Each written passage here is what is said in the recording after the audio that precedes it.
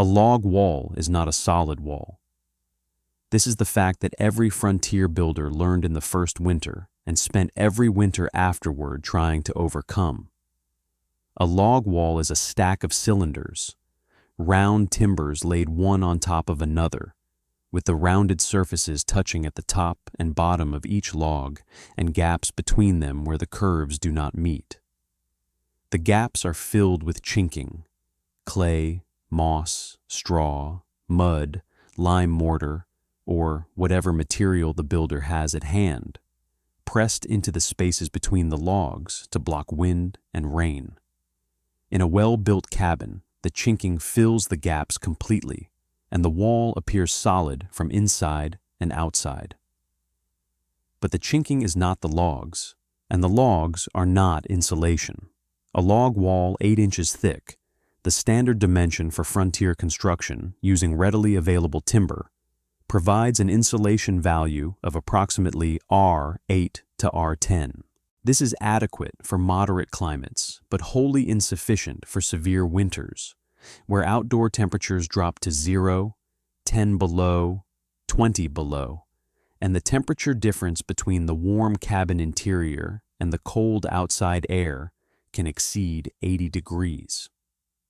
At R10, an 8-inch log wall conducts heat outward at a rate that the stove can barely overcome during extreme cold, and the interior surface of the wall, the surface the family lives against, drops to 45 or 50 degrees, cold enough to chill anyone sitting or sleeping near it, and cold enough to condense moisture from the cabin air into frost or ice on the wall surface. The chinking compounds the problem.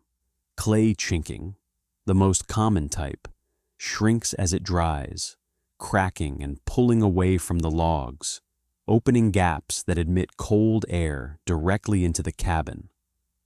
Moss chinking decomposes over time, losing its volume and its seal.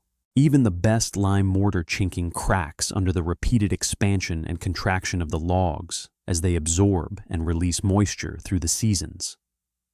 Every frontier cabin leaked. Every chinking failed.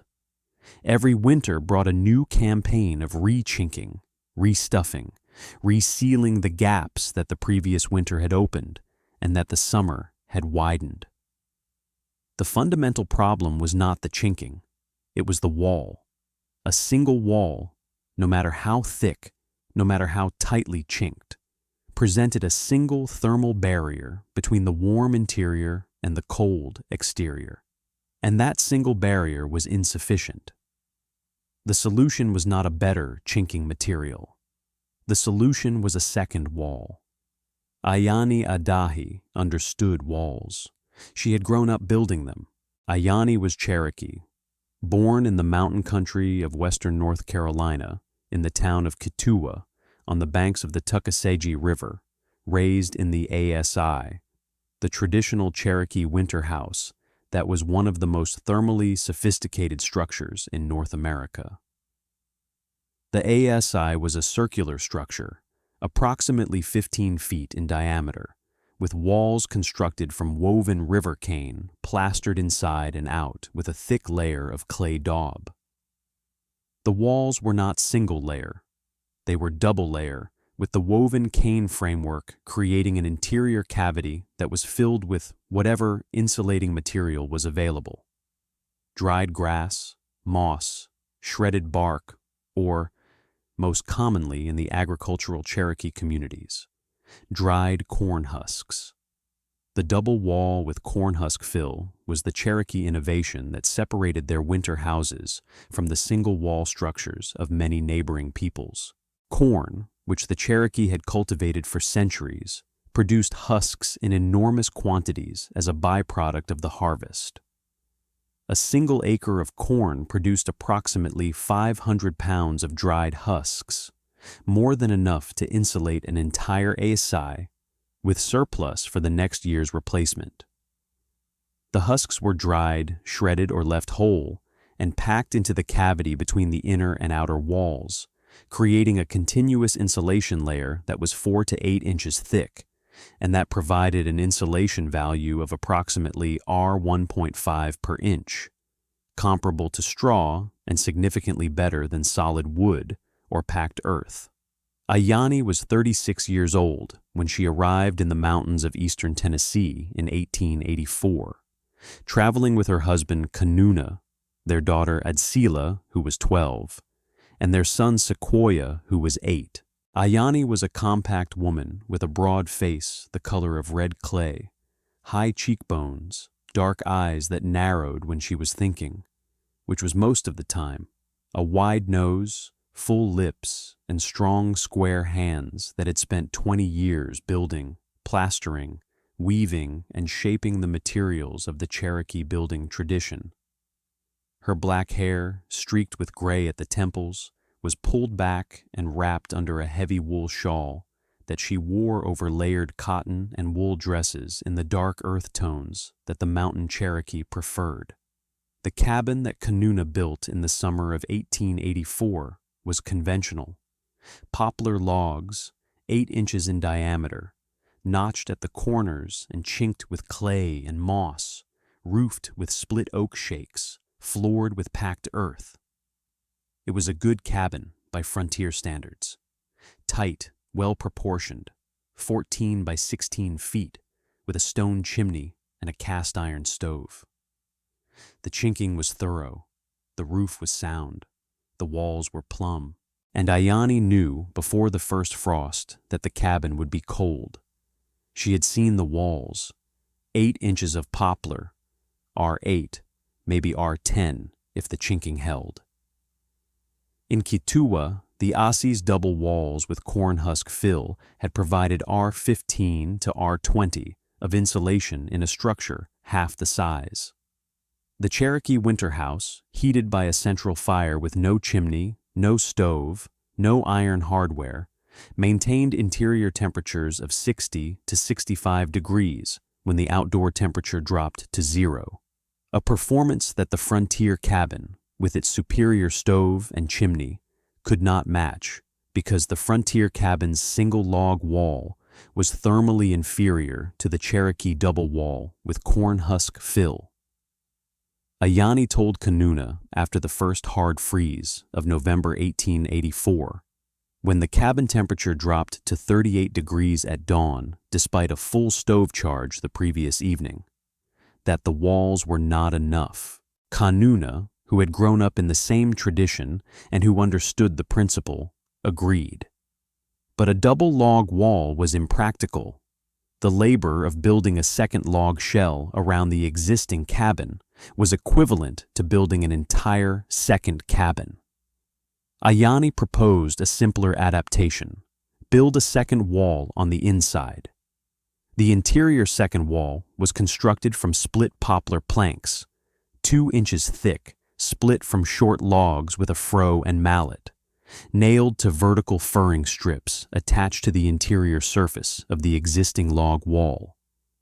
The furring strips were 4 inches thick, cut from poplar saplings, and spaced 2 feet apart around the entire interior perimeter of the cabin. The planks were nailed to the furring strips with the split face inward, facing the room, and the bark face outward, facing the log wall. The result was a second wall, rough but continuous, standing 4 inches away from the original log wall, creating a 4-inch cavity that ran around the entire interior perimeter of the cabin. If you want to know what happened when a Cherokee woman built a wall inside a wall and stuffed it with corn husks while every neighbor said she was wasting good lumber and good corn, subscribe to this channel and tell me in the comments where you are watching from. The cavity was the point. 4 inches of dead air space would have provided approximately R4 of insulation by itself, a significant improvement, raising the total wall insulation from R10 to R14. But Ayani did not leave the cavity empty. She filled it with dried corn husks. The corn husks came from the autumn harvest. Approximately 300 pounds of dried husks from the family's 2-acre corn patch, stripped from the ears during husking, spread on the cabin roof to dry in the October sun, and stored in burlap sacks until needed.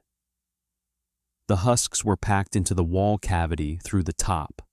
Ayani left the uppermost plank on each wall section unfastened so that she could reach into the cavity and pack the husks downward, filling the space from bottom to top in layers. The husks were not compressed. They were loosely packed, maintaining their natural loft and the air pockets between the individual husks that provided the insulation value. Compressed husks would have lost their air pockets and their insulation value, becoming a dense mat with the thermal properties of solid wood, rather than the superior properties of a loose-fill insulation. The total weight of corn husks in the wall cavity was approximately 250 pounds, less than the cabin's total harvest surplus, meaning the insulation was effectively free, a byproduct of the food production that the family was already performing. The cost of the interior wall construction was $11, $7 for the planks, purchased from the sawmill, $3 for the furring strips and nails, and $1 for miscellaneous materials. The labor was 3 days of construction, 2 days for Kanuna to install the furring strips and planks, and 1 day for Ayani and Adsila to pack the corn husks into the cavity. The total wall insulation after the corn husk fill was installed was approximately R18 to R20. The original log wall provided R8 to R10. The 4-inch corn husk fill provided R6 at R1.5 per inch. The inner plank wall provided R2. The combined R18 to R20 was comparable to the Cherokee A-size double wall and nearly double the R10 of the original single log wall. The cabin had, in thermal terms, been transformed from a standard frontier cabin into a structure with insulation comparable to a well-built modern house. The first test came on the night of December 6, 1884. The temperature dropped to 4 degrees, the first single-digit night of the season, and Kanuna loaded the stove with a full charge of seasoned oak at 8 in the evening. The cabin reached 64 degrees by 9 o'clock. By midnight, the cabin had cooled to 58. By 3 in the morning, the hour when every single wall cabin in the valley had someone stumbling to the stove, the cabin was 54. By 6, when Ayani woke, 50 degrees at dawn, with a single evening stove charge, in a cabin where the previous December had seen dawn temperatures of 32 to 38 degrees with an identical stove charge. The corn husk walls had reduced the overnight temperature drop from 26 degrees, without insulation, to 14 degrees, with insulation. A 46% improvement that was entirely attributable to the R6 of corn husk fill in the wall cavity. If this story has touched you, share it and subscribe, because the quiet engineering that kept families alive and farms running for generations deserves to be remembered. The fuel savings were immediate. Before the corn husk walls, the cabin consumed approximately 5 cords of mixed hardwood per winter, oak, hickory, and poplar from the surrounding forest. After the corn husk walls, the first winter's consumption dropped to approximately 3 1/4 cords, a 35% reduction. The savings came primarily from the reduced overnight heat loss, which eliminated the need for the 2 o'clock stove reload on all but the coldest nights, below 10, below 0, and reduced the intensity of the morning recovery burn that was needed to bring the cabin from dawn temperature to comfortable daytime temperature. The wall surface temperature was the most immediately perceptible change. Before the corn husk fill, the interior surface of the log wall reached 45 to 50 degrees during severe cold, cold enough that sitting or sleeping near the wall drained body heat, and caused discomfort. After the corn husk fill, the interior surface of the plank wall reached 55 to 60 degrees, still cooler than the room air, but warm enough that contact with the wall was not unpleasant. The children, who had spent the previous winter avoiding the walls and huddling near the stove, began using the wall area freely, sitting on benches against the wall, sleeping in beds against the wall, and playing in the corners that had previously been too cold for comfort. The moisture behavior of the corn husk insulation was a concern that Ayani monitored through the first winter with the attention of a builder who understood that moisture was insulation's enemy. Corn husks, like all plant-based insulation materials, would lose their insulation value if they became wet.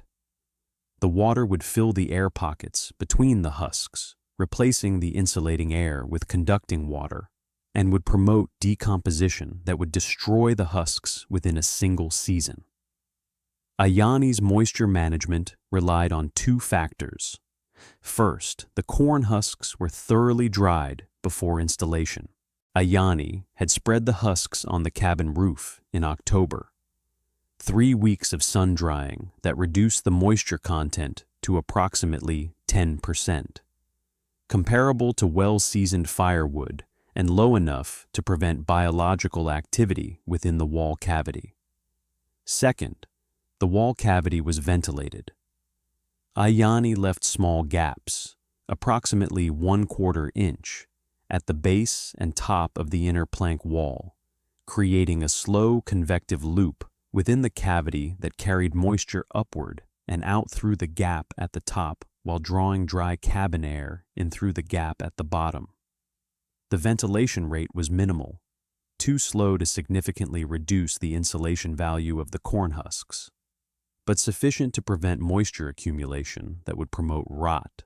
The ventilation also provided a slight warming effect, as the warm cabin air entering the cavity at the bottom heated the inner portion of the husk fill, raising the average temperature within the cavity and further reducing the heat loss through the wall.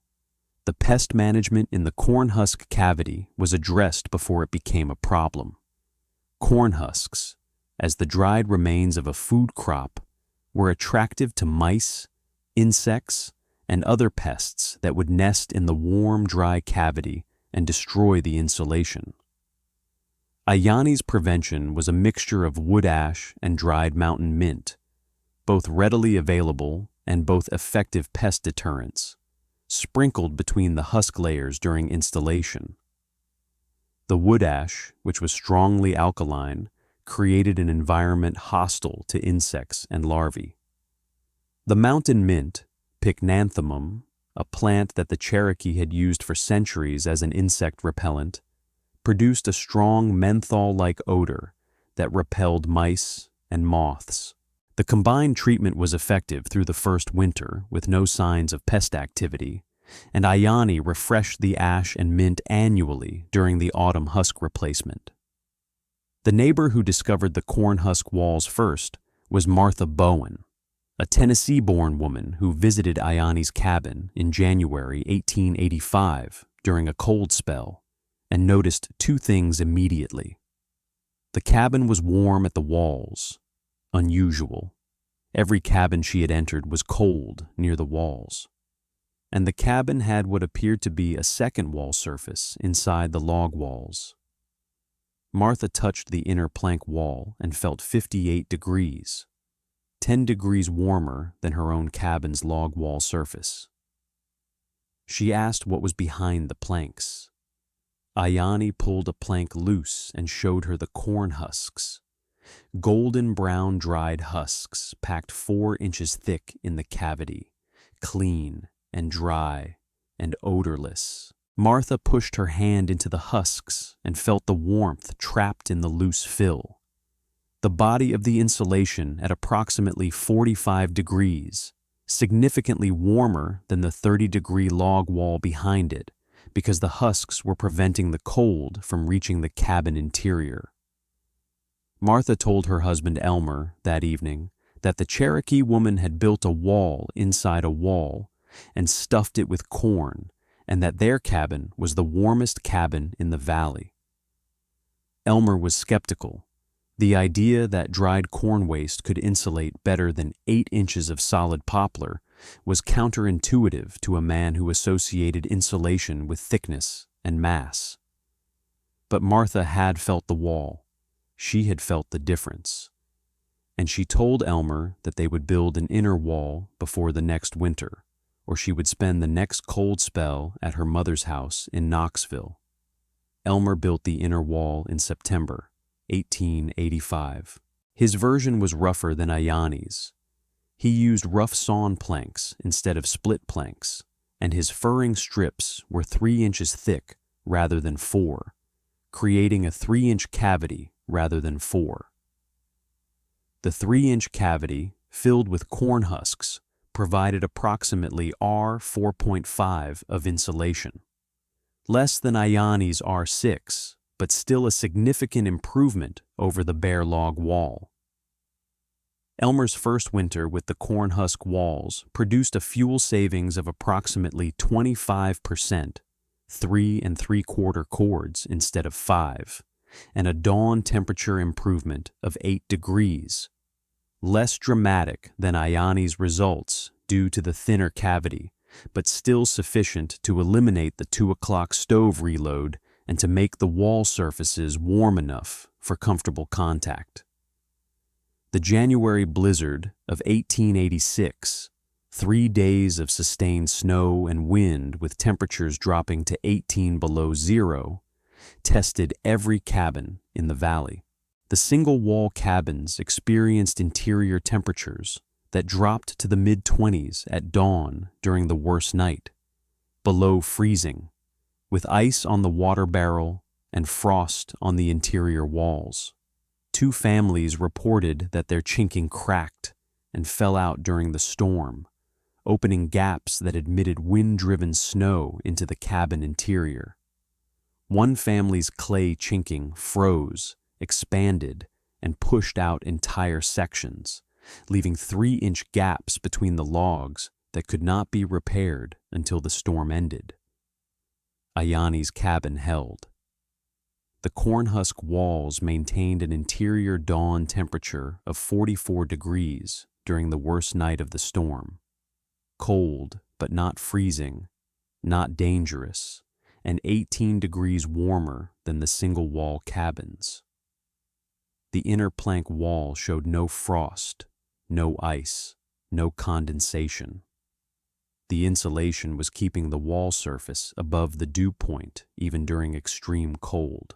And the chinking behind the corn husks, invisible and inaccessible, protected from the cabin's interior moisture by the plank wall and from the exterior weather by the log wall, remained intact because the husks moderated the temperature cycling that caused chinking to crack and fail in exposed walls.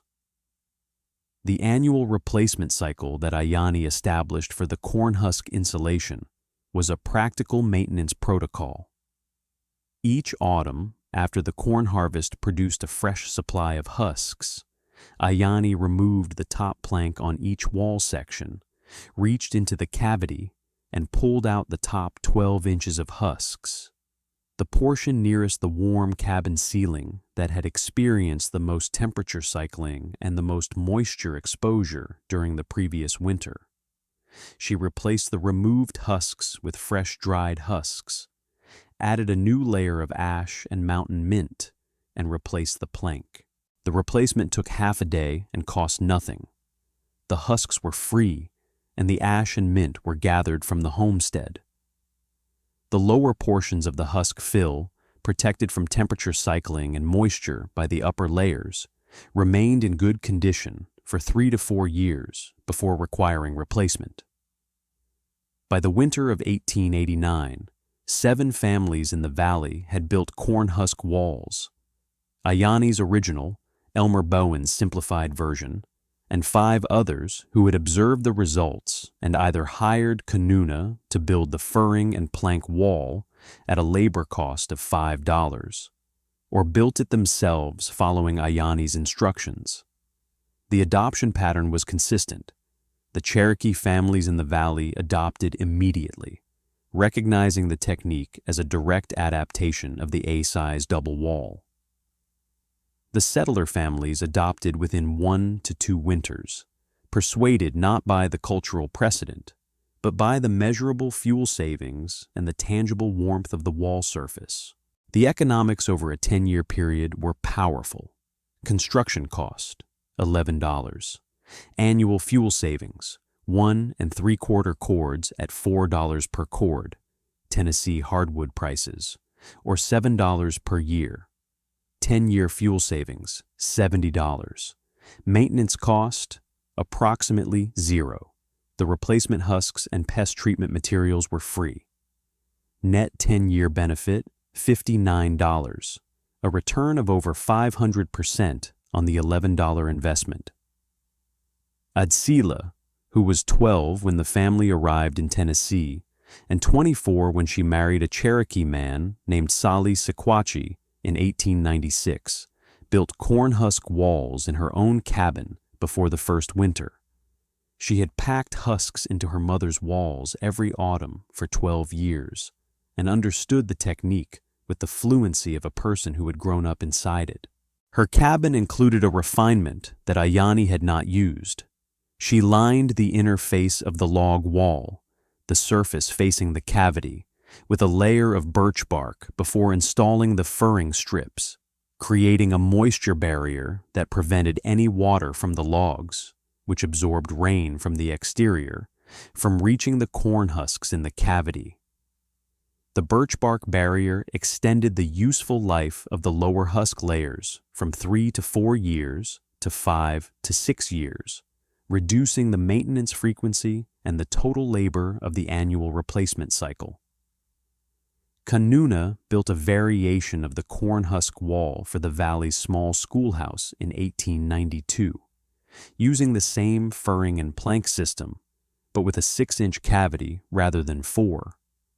The wider cavity allowing R9 of corn husk insulation that, combined with the log wall and plank wall, produced a total wall insulation of R21. The schoolhouse, which had previously been so cold in winter that the children kept their coats on during lessons and the teacher dismissed class early on the coldest days, became the warmest public building in the valley. The teacher reported that attendance improved during cold spells. The children, who had previously stayed home rather than face the freezing schoolhouse, came willingly to a building where the walls were warm and the air temperature remained above 60 degrees throughout the school day. The long-term performance of the corn husk walls confirmed the soundness of the approach. After 10 winters, with annual top layer replacement and a full replacement of the lower layers twice, the system was performing identically to its first winter. The inner plank wall had darkened with age but showed no structural deterioration. The furring strips were solid. The cavity was clean, dry, and pest-free. The corn husks, refreshed annually, maintained their loft and their insulation value year after year because the replacement cycle prevented the cumulative compression and decomposition that would have degraded a static fill over time. Ayani lived on the Tennessee homestead until 1907, when she and Kanuna moved to be near Sequoia in Chattanooga. The cabin and its corn husk walls passed to Adsila and Sali, who maintained both for another 15 years. The technique had been in continuous operation for 23 years, from 1884 through 1907 under Ayani's care and beyond, with nothing more than annual husk replacement and pest treatment. The walls had never failed. The cabin had never been cold.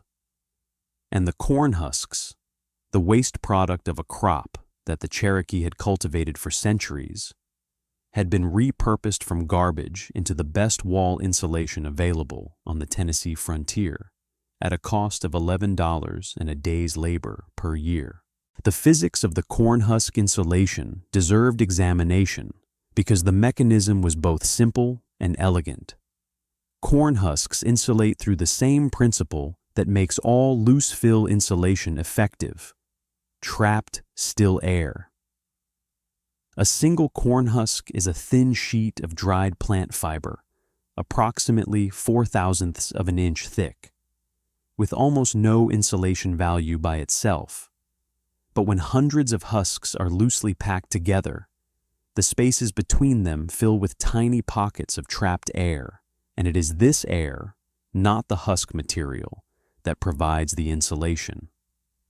The husks serve as dividers that prevent the air from circulating in convective loops, keeping it still and maximizing its insulation value. The more loosely the husks are packed, the more air is trapped and the higher the insulation value, up to the point where the packing is so loose that the air pockets become large enough for convection to develop, at which point the insulation value begins to decline. Ayani's packing technique, honed by years of filling Asai walls in Kituwa, produced the optimal density, approximately 4 pounds of husks per cubic foot, loose enough to maintain maximum air content, but dense enough to prevent convective circulation within the pockets. At this density, the corn husk fill provided R 1.5 per inch, nearly identical to the insulation value of modern loose-fill cellulose insulation, which is made from shredded recycled newspaper and which provides R 1.6 per inch through the same trapped air mechanism. Ayani's corn husks were, in thermal terms, a 19th century version of a 21st century insulation material, achieving comparable performance with a material that was free, renewable, and available in unlimited quantities from the family's own fields.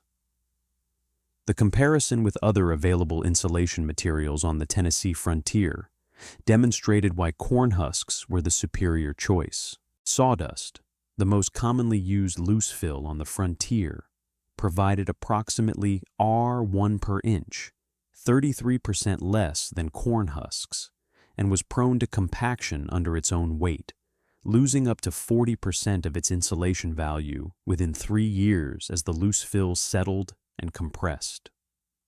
Corn husks, with their rigid cellular structure, resisted compaction far better than sawdust. The individual husks maintained their shape and their air-trapping capacity for years, losing only about 10% of their insulation value through compression over a 3-year period. Moss, gathered from creek banks and forest floors, provided approximately R 1.2 per inch when dry, comparable to corn husks, but moss retained moisture aggressively and decomposed rapidly in enclosed spaces, producing odors and promoting mold growth that made it unsuitable for long-term wall cavity installations. Moss-insulated walls required annual full replacement, a significant labor cost that eroded the material's apparent cost advantage over corn husks, which required only partial annual replacement. Straw, wheat or oat straw packed into wall cavities provided approximately R 1.5 per inch, equal to corn husks, and was similarly available in agricultural communities. But straw was a primary target for mice, which nested in straw-filled walls with an enthusiasm that no pest treatment could fully deter. Corn husks, treated with Ayani's ash and mint mixture, were far less attractive to mice because the alkaline ash irritated their feet and the mint repelled them by scent. The corn husk walls remained pest-free through the annual treatment cycle, while straw-filled walls in the valley typically showed mouse activity within the first winter, regardless of treatment. The fire resistance of the corn husk fill was a concern that Kanuna addressed during construction. Dried corn husks are combustible. They will burn if exposed to an open flame, and a wall cavity filled with 4 inches of dried plant material presented a fire risk if the cabin stove or chimney malfunction sent sparks or hot gases into the cavity. Kanuna's primary fire prevention was the inner plank wall itself, which sealed the cavity from the cabin interior and prevented direct exposure of the husks to sparks, embers, or radiant heat from the stove. The secondary prevention was placement. The inner wall nearest the stove and chimney was built with a 6-inch air gap between the inner plank wall and the stove, wider than the standard 2-inch gap on the other walls. And the corn husks in the cavity behind the stove were replaced with a fill of river sand, which provided similar insulation value, R 1 per inch, without combustion risk. The sand-filled section extended 3 feet on each side of the stove and chimney, creating a fireproof zone that protected the combustible husk fill in the remainder of the wall. The sound insulation of the corn husk walls was an unintended benefit that Ayani valued highly. The double wall with husk fill absorbed sound in both directions, blocking the external sounds of wind, rain, and animal activity from reaching the cabin interior, and preventing the internal sounds of conversation, cooking, and children's play from carrying outside. The cabin was noticeably quieter than single-wall cabins, where the wind's voice was a constant presence during storms, and where every external sound penetrated the thin log wall with startling clarity. Ayani said the quiet was like living inside a blanket. The world's noise was muffled to a gentle murmur that could be ignored when attention was needed elsewhere.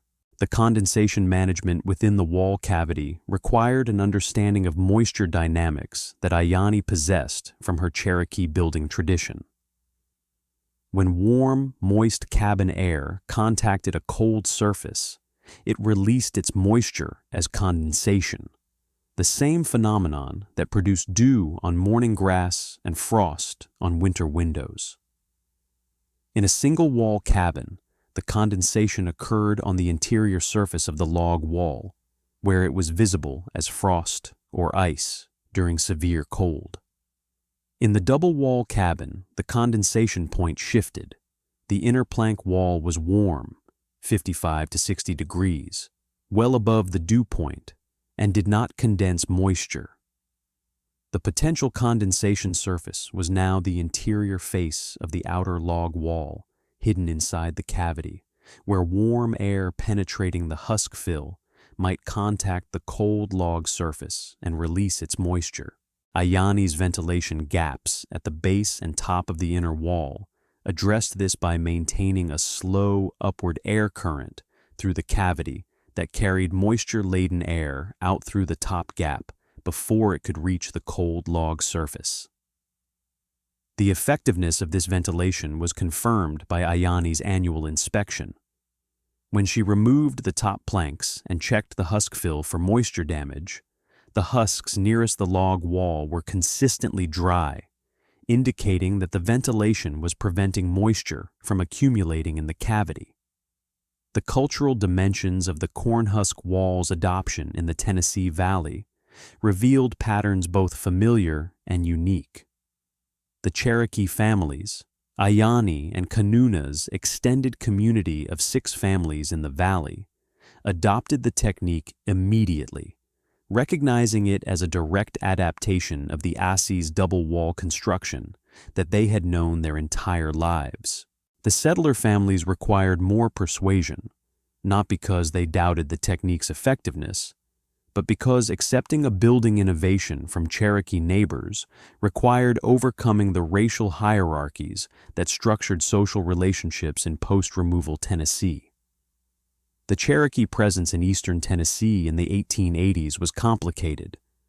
Many Cherokee families had avoided or returned from the Trail of Tears and lived in the mountain communities as a quiet minority, maintaining their building traditions, agricultural practices, and social networks while navigating a political and social environment that ranged from tolerant to hostile.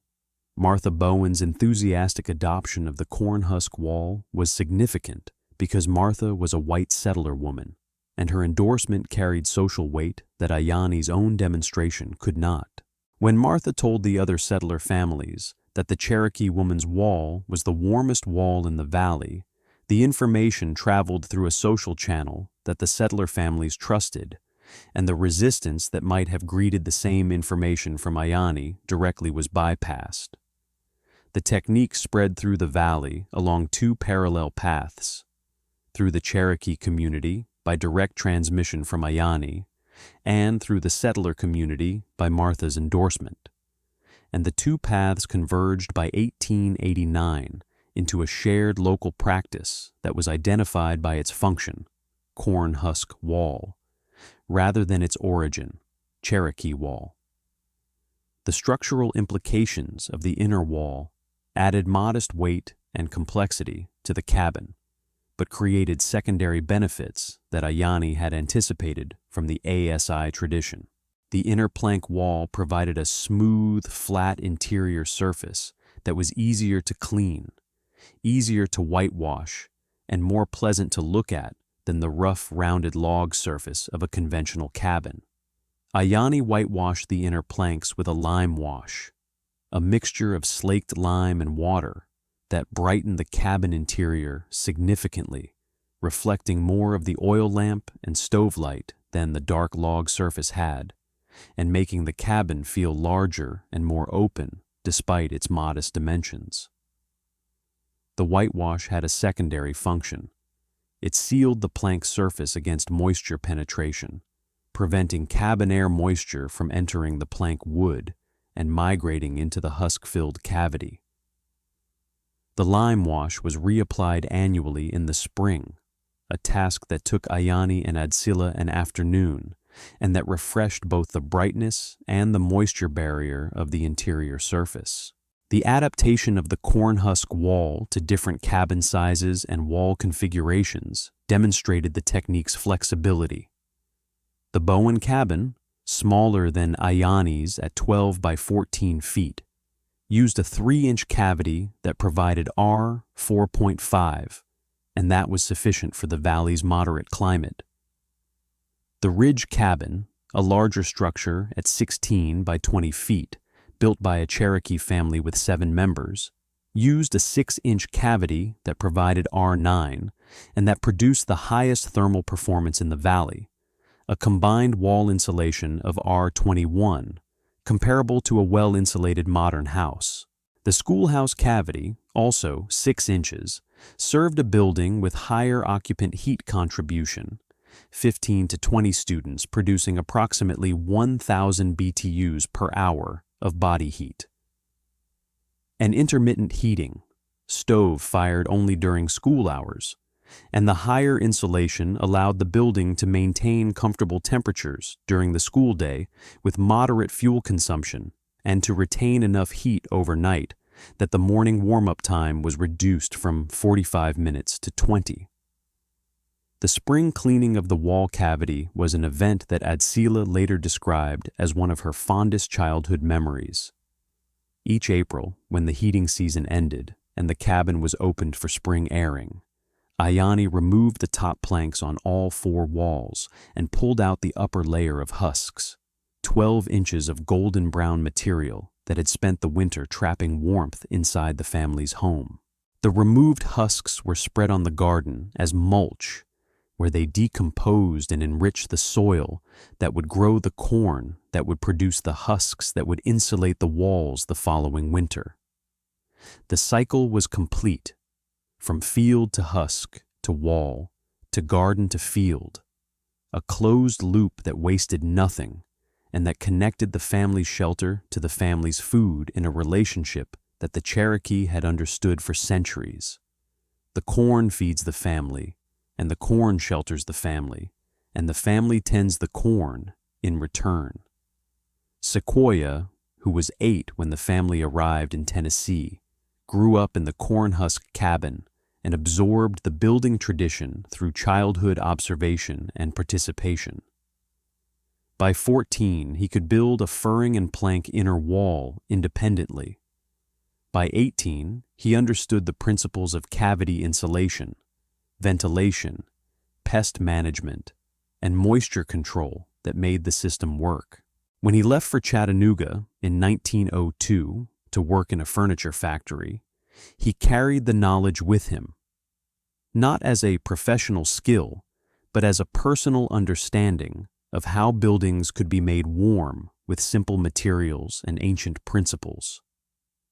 He built corn-husk walls in his Chattanooga house, a frame structure rather than a log cabin, by packing husks into the stud cavities before the interior plaster was applied, creating an insulated wall that his urban neighbors did not realize contained the agricultural waste of a Cherokee building tradition transplanted from the mountains of North Carolina through the valleys of Tennessee to the growing city on the banks of the Tennessee River. The sound insulation of the corn-husk walls was an unintended benefit that Ayani valued highly. The double wall with husk fill absorbed sound in both directions, blocking the external sounds of wind, rain, and animal activity from reaching the cabin interior, and preventing internal sounds from carrying outside. The cabin was noticeably quieter than single-wall cabins, where the wind's voice was a constant presence. Ayani said the quiet was like living inside a blanket. The world's noise was muffled to a gentle murmur. The structural implications of the inner wall created secondary benefits. The plank wall provided a smooth, flat interior surface that was easier to clean and more pleasant than the rough, rounded log surface. Ayani whitewashed the inner planks with a lime wash that brightened the cabin interior, reflecting more lamp and stove light than the dark logs had, and making the cabin feel larger. The whitewash also sealed the plank surface against moisture, preventing cabin air from migrating into the husk cavity. Reapplied annually in spring, the lime wash refreshed both brightness and moisture protection. The February blizzard of 1888 provided the most comprehensive test of the corn-husk walls across multiple installations. The storm lasted 4 days, with temperatures dropping to 22 below zero and sustained winds of 35 miles per hour that drove snow horizontally and found every gap in every wall in the valley. The conventional single-wall cabins suffered catastrophically. The wind pressure forced cold air through the chinking at a rate that overwhelmed the stoves. 3 families reported interior temperatures below 25 degrees despite burning at maximum rate. 2 families experienced complete chinking failure on the north-facing wall where the wind pressure was greatest. The frozen clay cracked, the moss behind it was blown inward by the wind, and the families spent the worst night of the storm stuffing blankets and clothing into the gaps to block the wind that was pouring through their walls like water through a broken dam. Ayani's cabin held.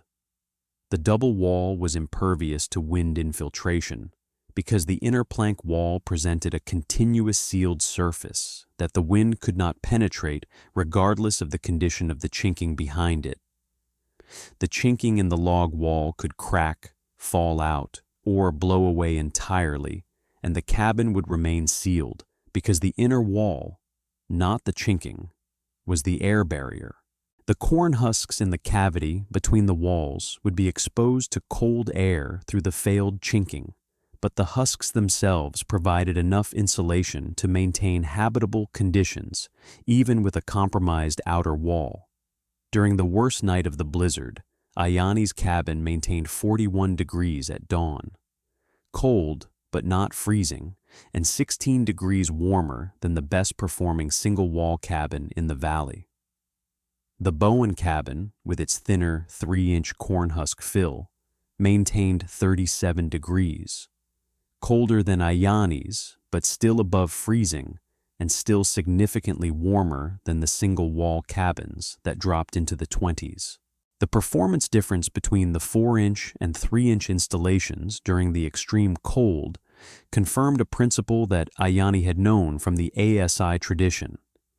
Every inch of insulation mattered, and the marginal benefit of each additional inch was constant, approximately R 1.5 per inch, meaning that the fourth inch provided the same benefit as the first, the fifth the same as the second. There was no diminishing return within the practical range of corn husk thickness, which made the case for the maximum feasible cavity width compelling for any builder planning for extreme cold. The wind-blocking benefit of the double wall during the blizzard was, in many ways, more important than the insulation benefit. The insulation reduced heat loss through the wall by approximately 50%, a significant improvement. But the elimination of wind infiltration reduced heat loss through air exchange by approximately 80 to 90%, because the sealed inner wall blocked the pressure-driven airflow that was the dominant heat loss mechanism during high wind events. In calm weather, the insulation benefit dominated. In windy weather, the air sealing benefit dominated. The corn husk double wall addressed both mechanisms simultaneously, insulating and sealing in a single system, which was why its performance during the blizzard was so dramatically superior to the single-wall cabins that had neither adequate insulation nor adequate air sealing. The teaching of the corn husk wall technique to interested families revealed Ayani's pedagogical approach, which was rooted in the Cherokee tradition of learning by doing. She did not draw plans or write instructions. She built. When Martha Bowen asked how to construct the inner wall, Ayani invited Martha to her cabin and showed her. Touching the furring strips, demonstrating the plank attachment, packing husks into the cavity by hand, sprinkling the ash and mint mixture between the layers. Martha watched, asked questions, touched the materials, and understood. When Elmer built their inner wall the following September, Martha directed the husk packing herself, her hands remembering what Ayani's hands had taught them. This transmission method, hands to hands, builder to builder, demonstration rather than description, was how the Cherokee building tradition had traveled for centuries, not through books or plans, but through the physical memory of people who had touched the materials, felt the fit, and understood the principles through their fingers rather than their eyes. The corn husk wall spread through the Tennessee Valley in the same way, each new builder learning from a previous builder, each set of hands teaching the next, the knowledge traveling at the speed of trust and demonstrated competence rather than the speed of written instruction. The long-term ecological sustainability of the corn husk insulation system was a benefit that Ayani understood instinctively and that modern analysis would confirm. The husks were a renewable resource, regrown annually by the family's own corn crop. The ash was a byproduct of the stove that heated the cabin.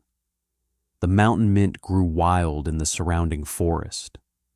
The replacement husks were composted and returned to the soil that grew the corn. The system consumed no purchased materials, no imported resources, and no non-renewable inputs. It was a closed-loop insulation system, powered by sunlight, which grew the corn, maintained by fire, which produced the ash, and refreshed by rain, which grew the mint, that could operate indefinitely on a self-sustaining homestead without any external supply chain. The contrast with the other insulation materials available on the Tennessee frontier was stark. Sawdust required a sawmill, an industrial facility that consumed timber at a rate far exceeding the forest's regeneration capacity. Lime mortar required quarried limestone and kiln firing, energy-intensive processes that consumed fuel and produced waste. Even the simple clay chinking required specific soil types that were not available on every homestead and that had to be transported from suitable sources, sometimes at considerable distance and cost. Corn husks required nothing but corn, the crop that was already the staple of the family's diet, already cultivated on the family's land, already producing more husk waste than any other use could consume. The durability of the system over decades confirmed its soundness. Ayani's original installation operated for 23 years with nothing more than annual partial husk replacement and pest treatment. Maintenance that cost nothing in materials and required 1/2 day of labor per year. The inner plank wall, the furring strips, the ventilation gaps, and the overall system architecture required no repair, no modification, and no replacement over the entire period. The cabin's thermal performance in the 23rd winter was indistinguishable from its performance in the first, a consistency that reflected the soundness of the design and the effectiveness of the maintenance protocol. The knowledge that Ayani brought from Kituwa to the Tennessee mountains was ancient. The Cherokee had been building double-wall insulated structures for centuries before European contact, but its application to the frontier log cabin was new, a creative adaptation that bridged two building traditions separated by culture, material, and form. The asai was round, woven from cane, and plastered with clay. The frontier cabin was rectangular, built from logs and chinked with moss. But the principle was identical. Two walls with still air between them, the air trapped by loose fill that prevented convection and provided insulation. The shape of the building did not matter. The material of the walls did not matter. What mattered was the cavity, the fill, and the understanding that a wall's warmth comes not from its thickness, but from the stillness of the air it contains. The long-term ecological sustainability of the corn-husk insulation system was a benefit that modern analysis would confirm. The husks were a renewable resource, regrown annually by the family's own corn crop. The ash was a byproduct of the stove that heated the cabin. The mountain mint grew wild in the surrounding forest. The replacement husks were composted and returned to the soil that grew the corn. The system consumed no purchased materials, no imported resources, and no non-renewable inputs.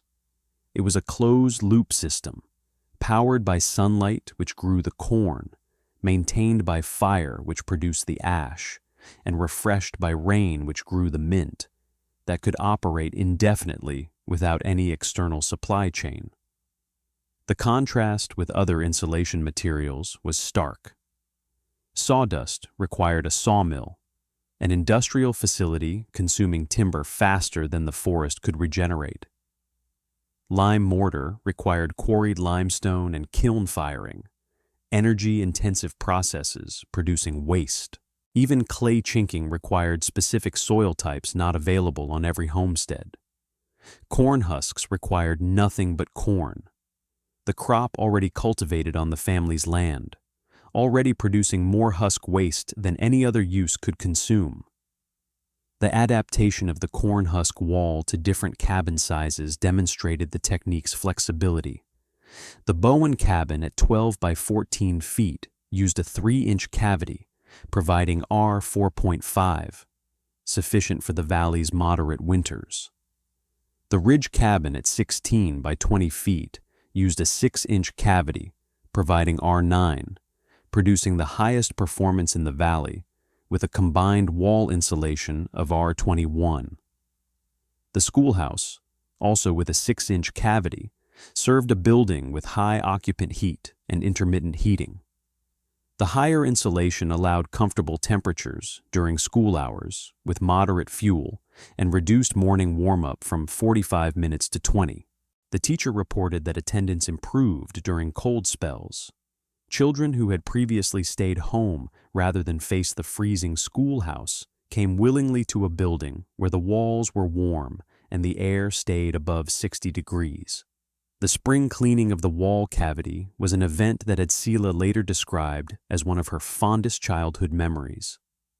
Each April, when the heating season ended, Ayani removed the top planks on all 4 walls and pulled out the upper layer of husks. 12 inches of golden brown material that had spent the winter trapping warmth. The removed husks were spread on the garden as mulch, where they decomposed and enriched the soil that would grow the corn that would produce the husks that would insulate the walls the following winter.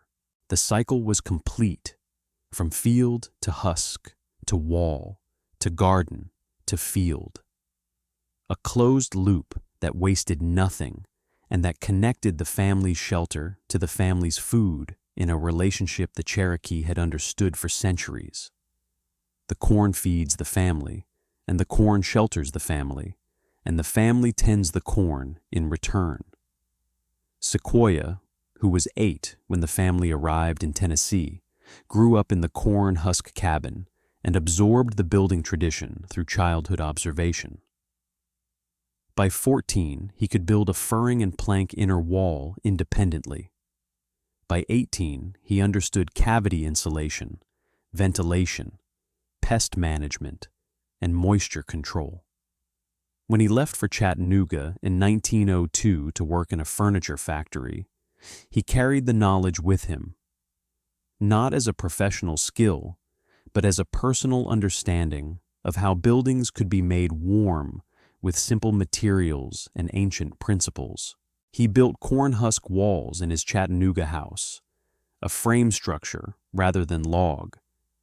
By packing husks into the stud cavities before the interior plaster was applied, creating an insulated wall that his urban neighbors did not realize contained the agricultural waste of a Cherokee building tradition transplanted from the mountains of North Carolina through the valleys of Tennessee to the growing city on the banks of the Tennessee River.